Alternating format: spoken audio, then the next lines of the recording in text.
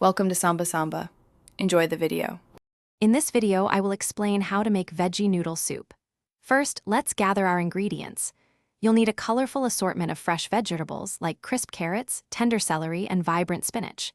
Don't forget your preferred noodles. Egg noodles or rice vermicelli work wonderfully. Finally, ensure you have a rich, savory vegetable broth ready, whether homemade or from a carton. This foundation is key to a delicious soup. Now, let's get those vegetables prepped. Dice your carrots, celery, and other hard vegetables into uniform, bite-sized pieces. This ensures they cook evenly and are easy to eat. Next, in a large pot, sauté your aromatic vegetables, like chopped onions and minced garlic, in about 1 tablespoon of olive oil until fragrant. Then, add your vegetable broth and let it simmer gently with your favorite herbs for at least 15 minutes to deepen the flavors. It's time to cook the noodles. Prepare them in a separate pot of boiling water according to the package instructions, usually for 3 to 5 minutes until al dente. Drain them well.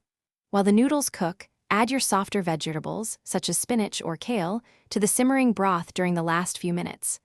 Once everything is ready, gently combine the cooked noodles with the hot, aromatic vegetable broth. Your delicious veggie noodle soup is now ready to be served. Ladle generous portions into your favorite bowls.